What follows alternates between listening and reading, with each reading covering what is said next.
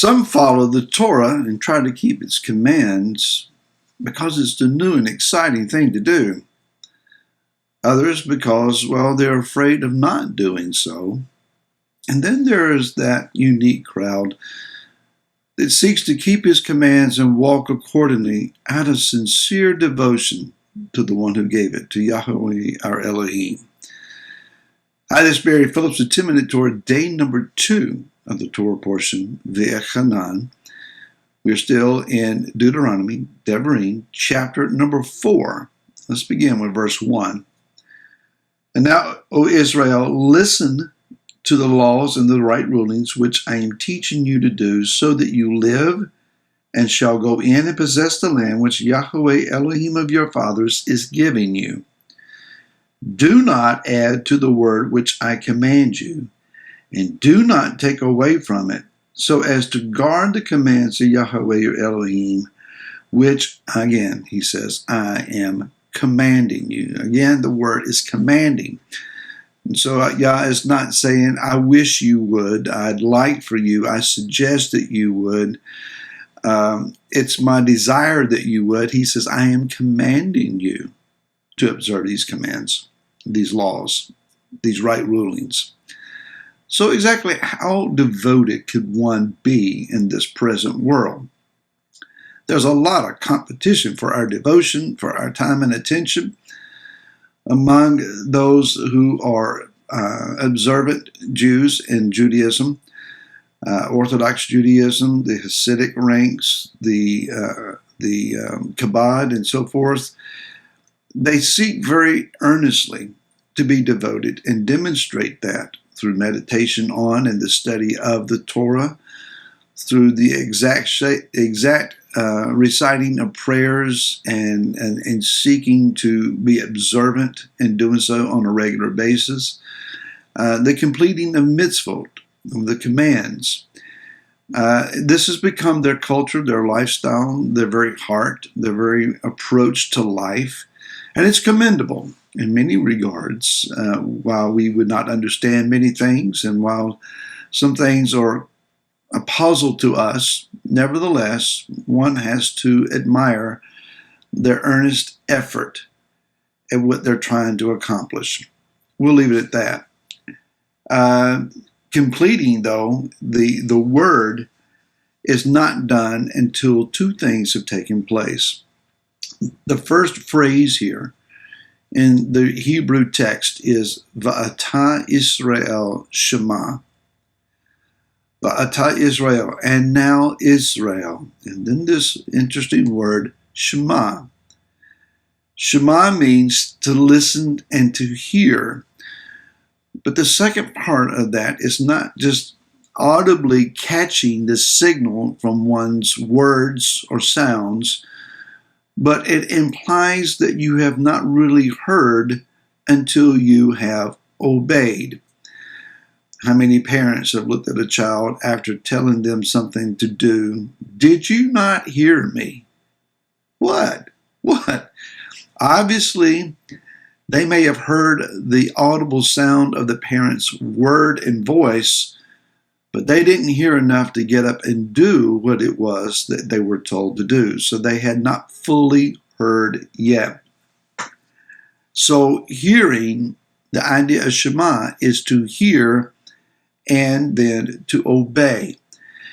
The word here says then that the result of that is three things. Number one, so that you live. The Torah is not just guidelines and boundary markers that, well, just kind of bounce around on the inside and you'll be fine. I've likened it many times to the idea of grocery shopping. When Laura goes in to her favorite stores, she looks at the various products on side to side, and she knows in her mind how to compare prices between one store and the other. She's got it all figured out. Well, this is so much cheaper at the other store, or this is, cheaper than somewhere else. And she's got all that figured out. She grocery shops. She doesn't put one of each item in, but she only takes what she discerns that we need for the immediate future. We're not allowed to do that with the Torah, going in and just shopping through the commands. Well, I'll keep this one. That one I really don't need. It's too expensive. I may pick it up later. No, we read it, and then we listen to what we have read, and then we seek to apply, even if we don't understand. So we observe the Torah so that we live, and then it is that we go in and possess, that we go into the land. Those who go into the land of Israel, and the current borders that are recognized today, they change often. The current borders of the country of Israel are not the biblical borders. The biblical borders go from the Nile to the Euphrates, a much larger landmass, and this will be realized in the kingdom.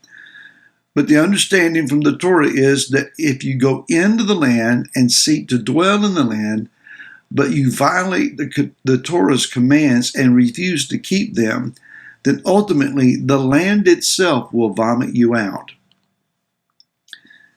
The prerequisite, the command regarding dwelling in the land is that you seek to do Yah's word, keeping his commands, walking according to the Torah. Then it says, not only are you going to go, you live, you go in, but you possess the land. The rule and the reign of the kingdom is the Torah. Think about this.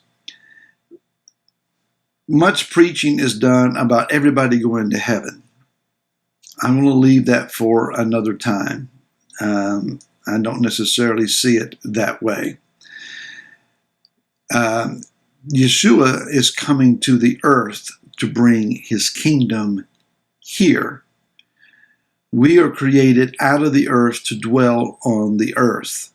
And there is a 1,000-year reign, sovereign reign of Yeshua upon the earth.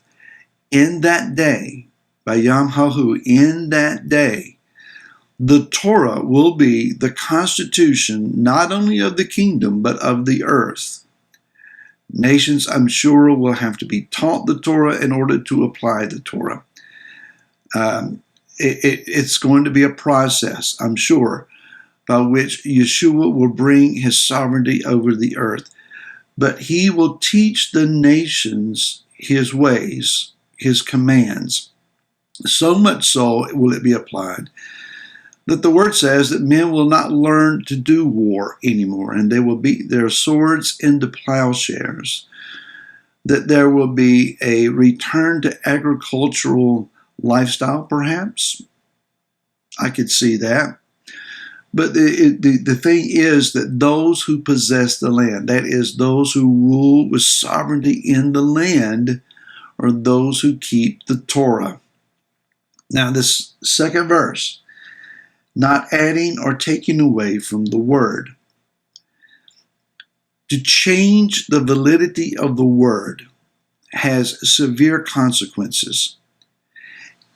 If I change the Torah, if I dilute the Torah, or I begin to add to the Torah,